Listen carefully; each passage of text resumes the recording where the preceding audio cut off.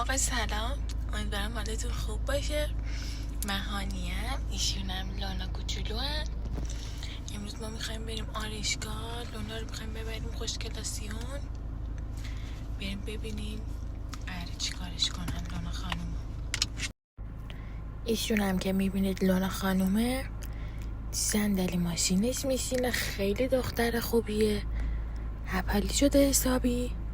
امروز به سختی براش وقت آرایشگاه گرفتیم و بریم ببینیم اما احسن قراره چقدر خوشگلش کنه. بریم مامان جون، تازه قراره امروز جایزه برش بخرم.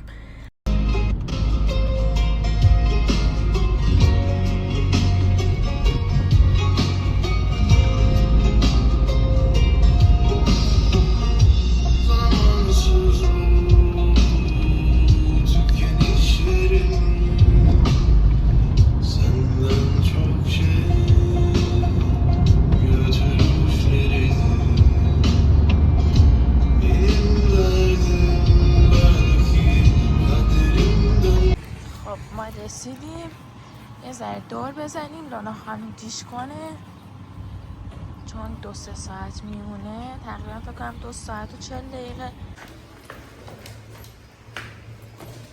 بودو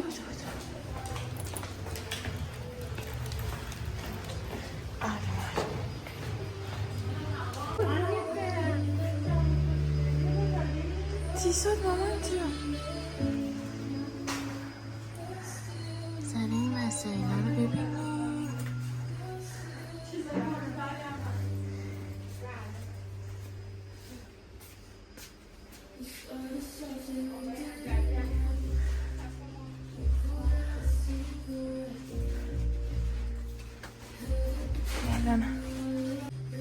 کلی قلاده‌های خوشگلم دارن. اینا بهترین قلادن. البته قلاده لانا رو نداره این شکلی.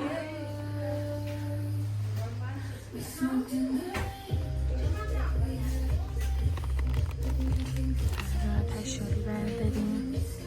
ما یه دونه از این مکمله برای لانا برداریم. مکمله پستمونه، برنده پارتویت 3800. انقضاش هم 2027. این از این برداریم برای لانا. سلام چطوری؟ ما اومدیم پس از ایران زمین یه دور بزنیم تا لانا کارش تموم بشه. تقریبا گفت 2 ساعت و نیم زمان میبره. سلام. گربه اومده تو مرکز خرید.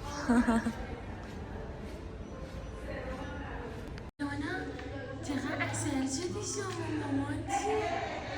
باش برو مامان برم یه بای خدا بقیده کنشو بای قلبم. بودو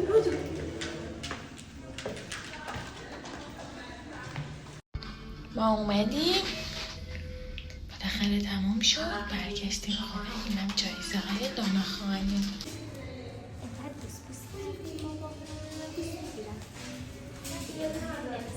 خدافظ. وای بودو لانا، بودو. اینم لانا خانم. 2 ساعت و 35 دقیقه زمان بود تا ایشون بشه. حالا کوتاهی لانا قشنگ‌تره یا بلندیش؟ قربونت برم. که هزینه‌ش هم شد 1,950,000. کوتاهی مو، آرایش، کیسه مقعد، ناخن. لانا بزن قدش. نمیزنه قدش، خسته شده. لانا رو میبینید در تصویر که چپ شده. بله میاد آرایشگاه دیگه تا یه روز قشنگ حال بلند شدن نداره.